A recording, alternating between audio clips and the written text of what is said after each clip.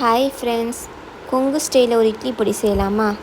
First ஒரு 2 teaspoon கருப்பு உளுந்து நான் எடுத்துக்கிட்டேன். அதை வானிலையில் நல்லா வறுத்துக்கணும்.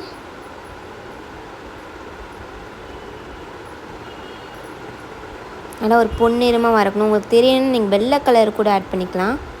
2 டீஸ்பூன் கடலைப்பருப்பு, அதையும் நம்ம வறுத்துக்கணும். பொன்னிறமாக ஆகிற அளவுக்கு நல்லா வறுக்கணும்.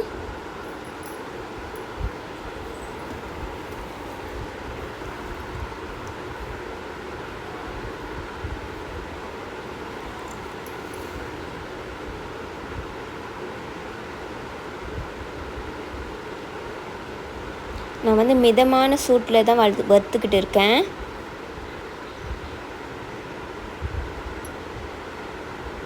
நம்ம பாருங்கள் எப்படி பொன்னிறமாக ஆகிடுச்சு. இதை நம்ம ஒரு தட்டில் எடுத்து வச்சுக்கலாம். 1 டீஸ்பூன் பொட்டுக்கடலை கம்மியாகவே நம்ம ஆட் பண்ணுவோம், அப்போ தான் டேஸ்ட்டு நல்லா வரும். அதனால் நம்ம 1 டீஸ்பூன் தான் நான் ஆட் பண்ணியிருக்கேன். இதையும் நல்லா பொன்னிறமாக ஆகிற அளவுக்கு வறுத்து வச்சுக்கோங்க. ஸ்லோவில் வச்சுக்கோங்க. நீங்கள் ஃபீடாக வச்சிட்டிங்கன்னா அது கருகி போயிடும்.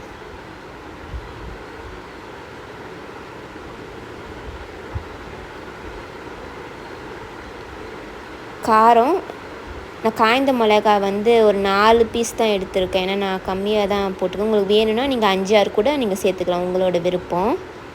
இதையும் நல்லா வறுத்து வச்சுக்கணும். ஒரு கைப்பிடி கருவேப்பிலை, இதையும் நல்லா வறுத்துக்கணும்.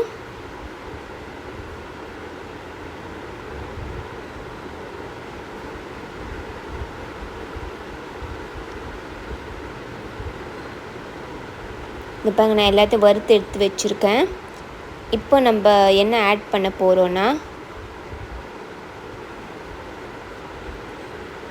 பெருங்காயம், தேவையான அளவு பெருங்காயம் நான் ஆட் பண்ணிக்கிட்டேன். 1 டீஸ்பூன் அளவு கடுகு, கல்லுப்பு,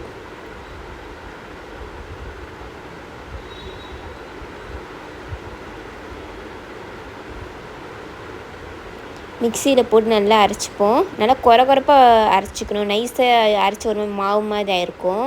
நான் கொரப்பாக அரைச்சி எடுத்துக்கிட்டேன். உங்களுக்கு நைஸாக வேணும் நீங்கள் கூட நைஸாக அரைச்சிக்கலாம், அது உங்கள் இஷ்டம். இட்லி, தோசை எல்லாத்துக்குமே இது எடுத்துக்கலாம். ரொம்ப டேஸ்ட்டாக இருக்கும். நல்லெண்ணெய் விட்டு சாப்பிடுங்க.